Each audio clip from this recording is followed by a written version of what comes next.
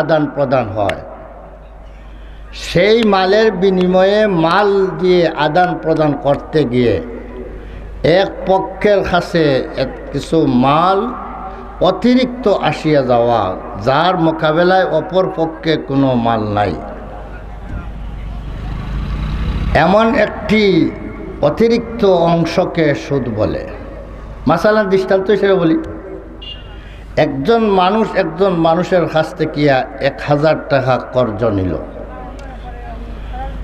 তাহলে এই শর্তে সে কর্জ নিল যে আমি এই টাকাগুলা তোমার 1 মাস পরে পরিশোধ করব।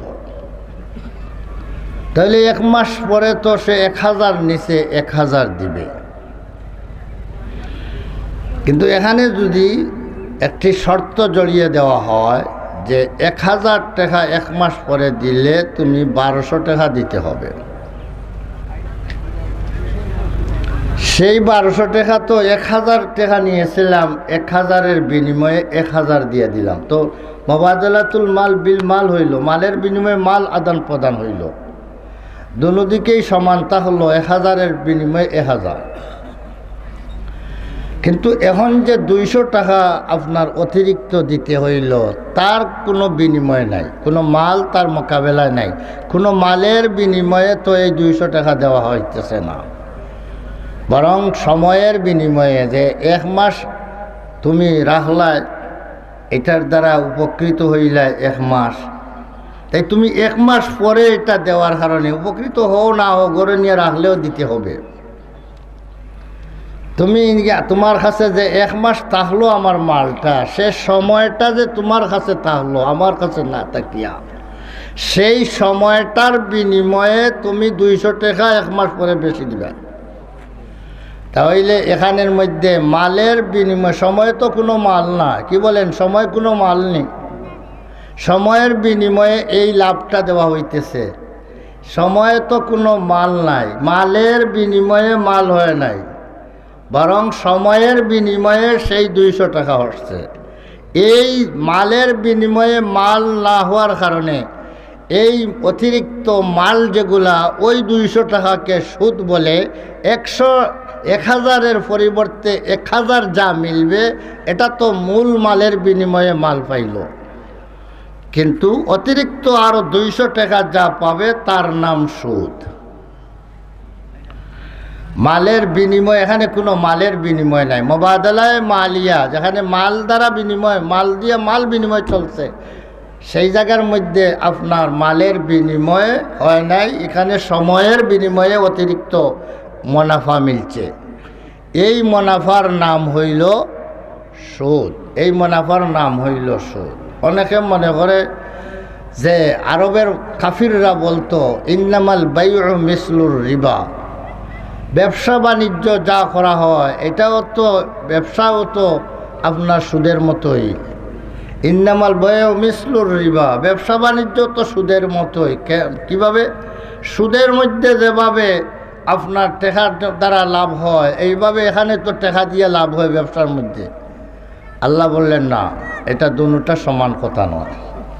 আল্লাহ সুদকে হারাম করে দিয়েছেন, ব্যবসাকে হালাল করে দিয়েছেন। আল্লাহ ব্যবসাকে হালাল করে দিয়েছেন, সুদকে হারাম করে দিয়েছেন। দুটো বস্তু, দুটোটা এক বস্তু নয়। এখন সুদ এটা হারাম, ব্যবসা হালাল। মাসালান দৃষ্টান্ত হিসাবে আমি বলি, একজন মানুষ একটা চাউলের বস্তা কিনে আনছে 2500 টাকা দিয়ে,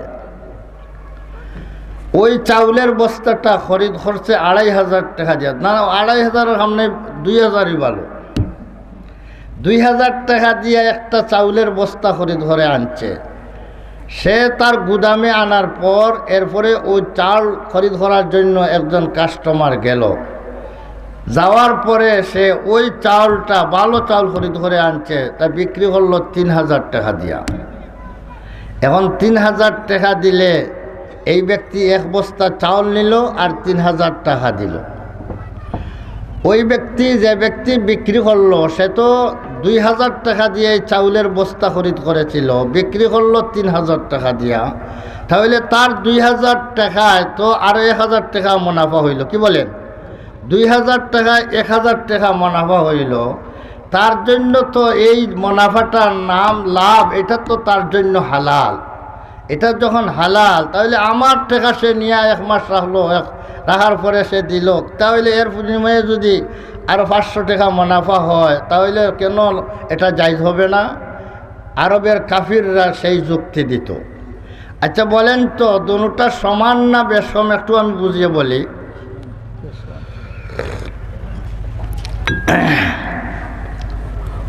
চাউল বিক্রি খরিদ করছে 2000 টাকা দিয়া বস্তা, খরিদ বিক্রি করছে 3000 টাকা দিয়া। বলেন তো, উনি যে 2000 টাকা দিয়া খরিদ করছিল, ওই টাকাটা এখন তার কাছ থেকে যে খরিদ করতেছে, সে 3000 টাকা দিতেছে নি, সে তার কাছ থেকে, যার কাছ থেকে যে তার কাছ থেকে খরিদ করে, তার কাছ থেকে তো সে খরিদ করে নাই। বিক্রি করতেছে যার কাছে, তার কাছ থেকে তো খরিদ করে নাই, বরং এখন তার হাত থেকে নিতেছে আর ওজনে খরিদ করিয়া। তাহলে যে খরিদ করিয়া নিতেছে, সে তো টাকার বিনিময়ে টাকা 3000 দেয় নাই। কিসের বিনিময়ে 3000 দিতেছে? বলেন, টাকার বিনিময়ে। বলে উনি 2000 টাকা দিয়ে খরিদ করছে, তাই তোমার টাকার বিনিময়ে আমি 3000 দিলাম। এইবার না, 1 বস্তা চাউলের বিনিময়ে দিতেছে। চাউলের বিনিময়ে, মালের বিনিময়ে দিতেছে 1000 টাকা, ডেলি 3000 দিতেছে চাউলের বিনিময়ে। মাজনের কাছে আসার পরে তার হিসাব নিকাশ করতে গিয়া 1000 টাকা লাভ বাহির হইবে। কিন্তু এই লাভটা টাকার বিনিময়ে হয় নাই, বরং চাউলের বিনিময়ে তার কাছ থেকে লাভটা পাইছে। আর যেখানের মধ্যে 2000 খরচ দিলে, 1 বছর পরে দিলে 3000 টাকা দিতে হয় যদি, তাহলে ওই টাকার বিনিময়ে 2000 তো দিবেন, আরও 1000 টাকা আপনার দিয়ে 3000 দিতে হবে। এই যে লাভটা হইল, এটা কিসের বিনিময়ে? টাকার বিনিময়ে না। টাকা তো 2000-এর বিনিময়ে 2000 পাইলেন, এটা বিনিময়ে তো 2000-এ 2000 হইল। এখন যেটা পাইলেন, এটা সময়ের বিনিময়ে। এই যে 1 বছর পরে আপনি দিলেন, তার জন্য আপনি 1000 টাকা অতিরিক্ত দিতে হইল। সেই 1000 টাকা চাউল খরিদ করে 1000 টাকা দেওয়া, আর করজ নেওয়ার পরে 1000 টাকা অতিরিক্ত দেওয়া, দুটোটা কি সমান ব্যাপার? এটা মালের বিনিময়ে, মাল খরিদ করতেছে 1000 টাকা বেশি দিয়া, এই জন্য সে মালের বদলা। আর আপনাকে 1000 টাকা, 2000-এর পরে আরও 1000 টাকা অতিরিক্ত দিতেছে আপনার সেই 2000-এর বিনিময়ে। 2000-এর বিনিময়ে 2000 পাওয়ার কথা, অতিরিক্ত 1000 পাওয়াটা, সেটার নামই, এটার কোনো বিনিময়ে তো টাকা নাই, এর সামনে এর মোকাবেলার মধ্যে তো টাকা নাই। এই জন্য এটার নামই সুদ। আজকাল আমাদের সমাজের মধ্যে, আগে আমাদের দেশেও প্রচলন ছিল বেশি, টাকা একে অন্যকে খরচ দিত না, সুদে দিত। সুদখোর আমাদের গ্রামগঞ্জে অনেক বেশি ছিল। এখনও সুদখোর আছে, আপনার দেখবেন গেলে অনেক এলাকার মধ্যে। সুনামগঞ্জ এলাকায় যদি যান, দেখবেন সুদখোরের প্রথা। কেউ কাকে আপনার টাকা খরচ দেয় না, দিলেই কয়েক টাকা লাভ কত দিবে, আগে লাভ ঠিক করো। এইভাবে কোনো এলাকাতে এখনো রয়ে গেছে, মুসলমানদের ভিতরে এই অবস্থা এখনো রয়ে গেছে। তবে ব্যাংকের মধ্যে আমরা টাকা রাখি, ব্যাংকের মধ্যে টাকাগুলা রাখলাম, আর ব্যাংকের কাছ থেকে ওই টাকার বিনিময়ে টাকা আনার সময় এরপরে আরও অতিরিক্ত দিয়া দে। যে অতিরিক্তটা দিয়া দিল, তার নাম সুদ। ব্যাংকের কাছে আপনি রাখলেন, আমানত রাখলেন, সেই আমানতের হেফাজতের জন্য। এরপরে আপনি ওই টাকাই আপনি আনবেন, অতিরিক্ত যা আনবেন তার নাম সুদ। এটার কোনো বিনিময় নাই, এইটার কোনো মোকাবেল নাই। এই জন্য সুদ খাওয়া আমাদের সমাজে এমনভাবে আম বলা হয়েছে, এর বিরুদ্ধে ওয়াজ করা মানা সমাজের বিরুদ্ধে ওয়াজ করা। এর অর্থ হবে গিয়ে আপনি তিতা ওয়াজ করতেছেন, এগুলা মজা লাগতেছে না, ভালো লাগতেছে না। সুদ খাওয়া এখন এত মজার জিনিসের, তার নামও দিয়া দিছে ইন্টারেস্ট। খাইতে একটু ইন্টারেস্ট লাগবে। সুদ খাইতে মজা লাগার নামটাও দিছে ইন্টারেস্ট। বেরাদারান ইসলাম, সুদ খাওয়ার পরিণাম কি? সংক্ষেপে বলে দেয়, সুদ খাওয়ার পরিণাম হইল, যারা সুদ খাবে, নবী করিম সাল্লাম ফরমান, যদি কোনো মানুষে একটা দিরহম সুদ খায়, একটা দিরহম, এক দিরহম এটা রূপার একটা টেকা, এক টেকা, এক দিরহম সুদ যদি কেউ গ্রহণ করে, তাহলে 36 বার জিনা করলে যে গুনাহ হয় তার সমতুল্য গুনাহ হয় একটা দিরহম সুদ খাইলে। আমাদের সমাজে জিনাকুরকে ঘৃণার চোখে দেখে, আর সুদকুরকে ইজ্জতের চোখে দেখে। সুদকুরকে ইজ্জতের চোখে দেখে আর জিনাকুরকে, অথচ সে একবার জিনা করছে আর হে 36 বার একটা দিরহম একটা টাকা খাওয়ার কারণে 36 বার তার নামায় আমালও জিনার গুনাহ লেখা হইতেছে। আরো একটি হাদিসে নবী করিম সাল্লাল্লাহু ফরমান, সুদ খাইলে 72টি গুনাহ লেখা হয়, 72 ধরনের গুনাহ লেখা হয়। এর মধ্যে সবচেয়ে নিম্নমানের গুনাহ হইল একজন ব্যক্তি তার মার সাথে যদি জিনা করে, তার জন্মদাতা মার সাথে যদি সে জিনা করে, তাহলে যে মারাত্মক গুনাহগার হবে, এর সমপরিমাণ গুনাহ তার নামায় আমাল হইল এই সুদকুরের সর্বনিম্ন গুনাহ। এর উপরে 71টা গুনাহ, এর চেয়ে উপরে, এর চেয়ে উপরে। এখন মনে করেন এই সুদ খাওয়াটা কত কঠিন ব্যাপার। এই জন্য হযরতে ওমর রাদিয়াল্লাহু তাআলা আনহু বলেন, দাউর রিবা ওয়ার রিবা, তোমরা সুদ খাওয়া থেকে তোমরা সুদ ছেড়ে দাও, সুদ খাওয়া ছেড়ে দাও। এর সাথে সাথে সুদ হওয়ার সন্দেহ আছে যে মালের মধ্যে, সুদ হওয়ার সন্দেহ আছে যে মালের মধ্যে, সেই মালকেও তোমরা ছেড়ে দাও। সাধারণ ব্যাংকগুলার মধ্যে যে মুনাফা দেয় এইগুলা সরাসরি সুদ, আর ইসলামী ব্যাংকগুলার মধ্যে যেগুলা মুনাফা দেয় এগুলা রিবা, এইটা সুদের সন্দেহ। তাদের লেনদেন এখনো পরিপূর্ণ ইসলামী কানুন মতো লেনদেন করতে পারে না ইসলামী ব্যাংকগুলা। এই জন্য তাদের থেকে যে মুনাফাটা পাওয়া যায় সেটা সরাসরি সুদ না হইলেও কোনোটা সন্দেহ রূপের রিবা। ওমর রাদিয়াল্লাহু বলেছেন, তোমরা রিবা ছাড়ো এবং রিবাকেও ছাড়ো। রিবা মানা সুদ, রিবা মানা সন্দেহ। যেটার সন্দেহ রিবা, সুদের সন্দেহ, হারামের সন্দেহ যে মালের মধ্যে আছে সেই মালকে তরক করো, খাওয়া ছাড়ো। আমাদের সমাজে এখন একটা বড় বেমার হয়ে গেছে, ক্ষেত খামার করতে মানুষ আগ্রহী নাই। ক্ষেত করিয়া লাভ নাই, তো এগুলা অনেক খরচ চলে যায়। আর এর চেয়ে জমিন বিক্রি করিয়া ব্যাংকে রাখি দিব, ইসলামী ব্যাংকে রাখি দিব, আর মাসে মাসে একটা মুনাফা আসবে। 1 কোটি টাকা যদি রাখি দেয় যাকিয়া, তাহলে সারা বছর খাইতে পারবো, খালি মুনাফা উঠাইয়া।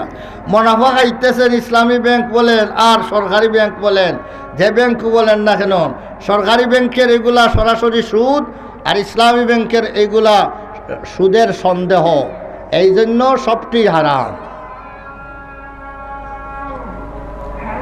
এর চেয়ে খেত করে খাইলে ভালো খাইলেন, আপনি হালাল খাইলেন নে, হালাল রিজেকের ব্যবস্থা হইল নে, কষ্ট বেশ হইল নে, কষ্ট বেশ করলে হইলেও আপনার হালাল রিজেকের ব্যবস্থা হইত। বেরাদারান ইসলাম, এই বিষয়ে আমি আর লম্বা না করিয়া আরও একটা বিষয় আমাদের সমাজে, এটা হল ঘুষ। বিষয়টা দুইটা বিষয় আলোচনা করলে দীর্ঘ 4-6 ঘন্টার দরকার। আমার তো হাতেও সেই সময় নাই, আপনাদেরও শোনার এত সময় নেই। এই জন্য আমি সংক্ষেপে দুটা বিষয়ের উপরে আলোকপাত করতে চাই। ঘুষ কাকে বলে? ঘুষ এখন আমাদের সমাজে ঘুষ এটা একটা সামাজিকভাবে বৈধতা পেয়ে গেছে। জেলা সুদ যেভাবে সামাজিকভাবে এটা বৈধ হয়ে গেছে, এভাবে ঘুষগুলাও সামাজিকভাবে বৈধতা পেয়ে গেছে। এখন ঘুষ দেওয়া কোনো আইব রয়ে নাই, এটার নাম বালমানসি হয়ে গেছে, তার নাম বালমানসি, তার নাম চাফানি, তার নাম ঘুষের নাম চাফানি হয়ে গেছে। এখন তো বালমানসি হয়ে গেছে। এখন ঘুষ এটা সামাজিকভাবে আপনার সমাজের মধ্যে এটা গ্রহণযোগ্যতা লাভ করেছে। কোনো একটা সেক্টর নাই সরকারি, যে সরকারি সেক্টরের মধ্যে ঘুষ না দিয়ে আপনি বাঁচিয়ে আসতে পারবেন, এমন কোনো বিষয় নাই। আপনার কোনো একটা কাজের জন্য গেলেই কিছু না কিছু আপনি ঘুষ দিয়ে আসতে হবে, না হইলে মাসকে মাস বছরকে বছর আপনার ফাইল খালি জায়গায় এক টেবুলে থাকবে। আমাদের এই ঘুষটা এখন সামাজিকতা লাভ করেছে, সামাজিকভাবে মঞ্জুর হয়ে গেছে। আমাদের নেতাকর্মীরাও, নেতারা, বড় বড় নেতারাও তাকে বৈধতা দিয়ে দিছে। আমাদের আবুল মাল সাহেব ছিলেন অর্থমন্ত্রী, আল্লাহ ওনাকে মাফ করুক। আবুল মাল সাহেব বলেছিলেন, এটা হইল উন্নত দেশগুলোর মধ্যে ঘুষ, আমাদের দেশে তো ঘুষ বলে, আমার উন্নত দেশগুলোর মধ্যে এইগুলার মধ্যে হইল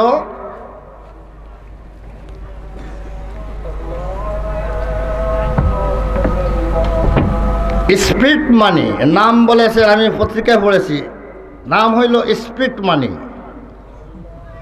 যে মানিয়ে কাজের স্পিড বাড়াইয়া দে,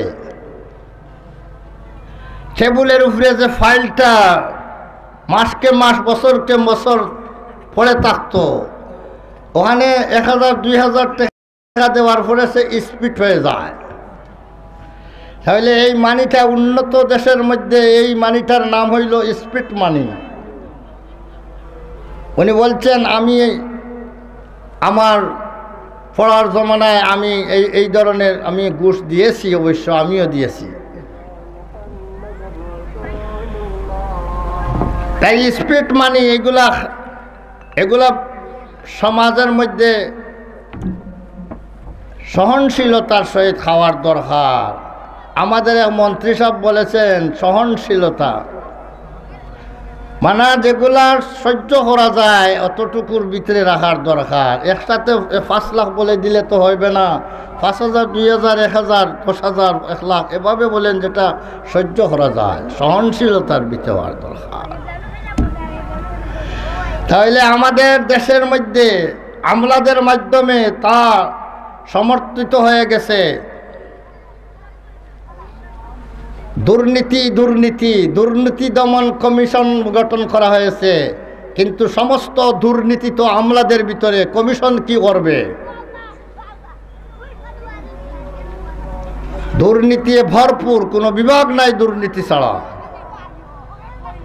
এখন বলেন নীতি কাকে বলে, দুর্নীতি কাকে বলে?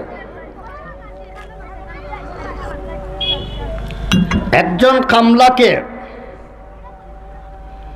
একজন চাকরিজীবীকে যে পোস্টে দেওয়া হইল, তার নির্ধারিত একটি বেতন সরকারিভাবে দেওয়া হয় কিনা? না, না পয়সা আল্লাহ আসতে, সবার জন্য তো নির্ধারিত বেতন আছে। সেই বেতন দিয়ে সে তার যে দায়িত্বে তাকে দেওয়া হয়েছে, যে দায়িত্বের কারণে বেতন দেওয়া হইতেছে, সেই নীতি হইল সেই দায়িত্ব পালন করবে, আর ওই পয়সাগুলো সে গ্রহণ করবে, তার জন্য হালাল হবে। এখন ওই কাজটা যদি করতে সময় আরও অতিরিক্ত পয়সা যদি যার কাজ তার কাছ থেকেও যদি নিতে হয়, তাহলে সেটা নীতির ভিতরে পড়লো না দুর্নীতি হইল? তাহলে ঘুষ যা আছে সবই নীতির ভিতরে না দুর্নীতি? তাহলে দুর্নীতি আমাদের সমাজে এমনভাবে আম হয়েছে। ঘুষ কাকে বলে? প্রথম ঘুষের একটা সংজ্ঞা দেই। সুদের একটা সংজ্ঞা বুঝলেন, এখন ঘুষের একটা সংজ্ঞা দেই। ঘুষ কাকে বলে? ঘুষ বলে কোনো ব্যক্তিকে তার কোনো কাজের বিনিময়ে কোনো কিছু দান করা, কোনো ব্যক্তিকে এমন কোনো কাজের বিনিময়ে কোনো কিছু দান করা, যে কাজটা সে আপনাকে, যার কাজ তার কাছ থেকে কোনো বিনিময় না নিয়ে ওই কাজটা করা তার দায়িত্ব। কোনো কাজের বিনিময়ে কাউকে কোনো প্রতিদান দেওয়া, এমন কাজের বিনিময়ে কোনো প্রতিদান দেওয়া যে কাজটা বিনা প্রতিদানে বিনা বিনিময় নিয়ে করা তার দায়িত্ব, সেই দায়িত্ব বিনা বিনিময়ে দায়িত্ব আদায় করা তার দায়িত্ব। এমত অবস্থায় সে যদি কোনো বিনিময় গ্রহণ করে তার নাম ঘুষ। ঘুষের সংজ্ঞা বুঝে থাকলে বলেন তো, আমরা যে অফিস আদালতের মধ্যে সরকার যে সমস্ত আমলাকে রেখেছে, এই আমলাকে আমাদের দেশের পয়সা দিয়েই তো বেতন দেয় না, কিতা সরকারের পকেটেই দেয়। আমাদের মানুষের কাছ থেকে পয়সা নিয়া বিভিন্নভাবে আমাদের কাছ থেকে বিভিন্নভাবে উপায়ে ট্যাক্স নিয়া ওই দেশের তহবিল গঠন করা হয়, আর ওই তহবিল থেকে ওই সব আমলাদের বেতন দেওয়া হয়। তাহলে আমাদের পয়সা দিয়ে তো সরকার বেতন দিতেছে। বেতন কিসের জন্য দেয়? আমাদের বিভিন্ন কাজের জন্য বিভিন্ন সেক্টরে বিভিন্ন দায়িত্বশীল বসাইয়া দিছে। আমরা যখন আমাদের সেই কাজের জন্য তাদের কাছে যাব, তখন তারা সেই কাজটা যাতে আমাদের কাছ থেকে কোনো কিছু না নিয়েই তাদের সেই বেতনের উপরেই সে সেই কাজটা করিয়া দেয়। এই জন্যই তো তাদেরকে সেই পোস্টে বসানো হয়েছে। তাহলে যিনি কাজ করানোর জন্য গেলেন তার কাছ থেকে কোনো বিনিময় নেওয়ার জন্য সরকার বসাইছে না, তার কাছ থেকে কোনো বিনিময় না নিয়ে কাজটা করে দেওয়ার জন্য সরকার বসাইছে? বলেন না, বিনিময় না নিয়েই তো কাজ করে দেওয়ার জন্য সরকার বসাইছে। তাহলে তো যার কাজ করে দিল তার কাছ থেকে আর বিনিময় নেওয়ার কোনো সুযোগ তার নাই। তাহলে বিনা বিনিময়ে বিনা পারিশ্রমিক নিয়ে সেই কাজটা করার তার দায়িত্ব ছিল, কিন্তু এই সময় সে এই দায়িত্বটা পালন করার ক্ষেত্রে সে বিনিময় নিয়ে নিল। এই বিনিময়ের নাম কি? ঘুষ। ঘুষ এটা এখন ঘুষ সম্পর্কে নবী করিম সাল্লাল্লাহু আলাইহি সাল্লাম বলেন, আর রাশি ওয়াল মুরতাশি কিলাহুমা ফিন্নার। যেই ব্যক্তি ঘুষ দিবে এবং যেই ব্যক্তি ঘুষ খাবে দুজন জাহান্নামী। ঘুষ যারা দিবে তারাও দুজকি, যারা ঘুষ খাবে তারাও দুজকি। ফুকাহে কেরাম এখানের মধ্যে এসে আমাদেরকে একটু বাঁচাইছেন।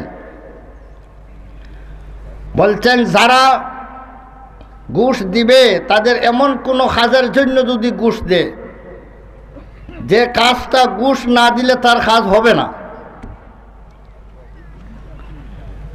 আর ওই কাজটা তার প্রয়োজনীয়, তার হয়তো কোনো হক নষ্ট হয়ে যাইতেছে, তার হকটা উদ্ধার করার জন্য যদি ঘুষ দিতে হয়,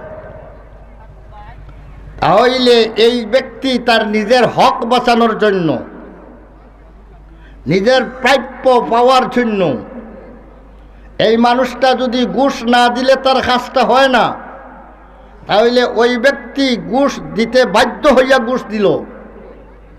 সেই ঘুষ দাতার যে গুনাহ, সেই গুনাহটা বাধ্য করলো সে, ঘুষ যে খাইতেছে সে বাধ্য করলো, ঘুষ না খাইলে কাজ করবে না।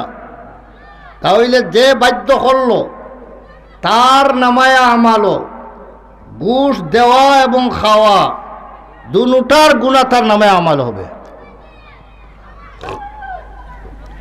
আর মজবুরির অবস্থাতে ঘুষ যদি কেউ দিয়া দে তার জন্য অনুমতি থাকবে। তাহলে আমাদের গরিব গুরবাদেরকে বাঁচাইছেন ফুকায়ে কেরাম। মজবুরির কারণে এটা দেয় যদি, কিন্তু কোনো হারাম কাজ করাইবেন, অন্যায় কোনো কিছু করাইবেন, অপরের উপরে জুলুম করবেন, ঘুষ দিয়া কলম উল্টা মারাইলেন, এটা তো বিলকুল হারাম আছে, মূলেই তো বিষয়টাই হারাম, আর ঘুষ দিলেন তাও তো আরো ডাবল হারাম করলেন। ঘুষের দ্বারাই তো আমাদের দেশে কোর্ট বদলি যায়, কোর্টে রায় বদলি যায়, হাকিমরা ম্যাজিস্ট্রেটরা ঘুষ খায়, ঘুষ খাইয়া রায় এক রায় রে অন্য রায় বানাইয়া দে, হালালকে হারাম বানাইয়া দে, হারামকে হালাল বানাইয়া দে। তাহলে অপরের হক খাওয়ার জন্য, হক নষ্ট করার জন্য ঘুষ দেওয়া এটা হারাম। এটা আপনার নামায় আমালে সেই ঘুষের গুনাহ এবং অপরের হক নষ্ট করলেন যে এটার গুনাহ, দুটো গুনাহ আপনার উপরে গাড়ে চাপবে। সমাজে ঘুষ এত আম হয়ে গেছে, বলা হয়ে গেছে। আগে অফিস আদালতে ঘুষ খাইতো আমরা জানতাম, অফিস আদালতে সরকারি আমলারা ঘুষ খাইতো। ঘুষখোর আল্লাহর কাছেও এত দূষণীয়, বন্দার কাছেও দূষণীয়, আল্লাহর মখলুকাতের কাছে সে এত দূষণীয়। আমরা দেখেছি গরুর গায়ে কোনো সময় বরণ হয়ে যায়, ফুড়া হয়ে গেছে, এখানের মধ্যে পচে গলে এখানের মধ্যে ফুকা দিয়া দিছে। এই ফুকগুলারে বাহির করার ব্যবস্থা আমরা দেখছি ছোটোবেলা, যে মানুষে বলতো যে 5 জন ঘুষখোর বা সুদখোরের নাম লেখিয়া যদি ছোটো কাগজে লেখিয়া ওই ফুড়ার ভিতরে যদি ঢুকাই দেওয়া যায়, তাহলে একটু পরেই দেখবেন ওখানে যা পোকা আছে সব বাহির হয়ে আসতেছে। এটা আমার পরীক্ষিত আমল, আমি দেখেছি পোকাগুলা বাহির হয়ে আসতেছে, কারণ দেখতেছে আমাদের থেকে বড়রা এসে গেছে। আমরা কি, আমাদের নেতারা এসে গেছে যখন, আর এখানে আর থাকা যায় না। বড় পাগল দেখলে ছোট পাগল বাগে, তাদের থেকে আরো বড় পাগলরা আসছে, এখন তারা বাগতেছে। তাহলে ঘুষখোর সুদখোর বরণের ভিতরের ফুকা থেকেও আরো খতরনাক। আমাদের সমাজে এখন ঘুষ খাওয়া সহজতর হয়ে গেছে, সব মানুষ ঘুষ খায়। অফিস আদালতে শুধু ঘুষ চলে না, গ্রামগঞ্জে এখন ঘুষ চলে, মুরব্বীরাও ঘুষ খায়। আল্লাহ দেমাগ দিছে, মগজ দিছে, সবাইকে সমান আকল দেয় না। ন্যায় বিচার করার জন্য আপনাকে আল্লাহ দেমাগ দিছে, আকল দিছে, আপনাকে প্রভাব দিছে আল্লাহ। সবাই বিচারক হইতে পারে না। বিচার করতে গেলে 2টা জিনিস লাগে, আপনার আকল বুদ্ধিও থাকতে হবে, সাথে সাথে আপনার মালও থাকতে হবে, আপনার গোষ্ঠীও বড় থাকতে হবে, লাঠিও থাকতে হবে। পিছনে লাঠি থাকে না, আপনার রায় কেউ মানবে না। বড় বুদ্ধিমানী হোক, আপনার রায় কেউ বুঝবে না।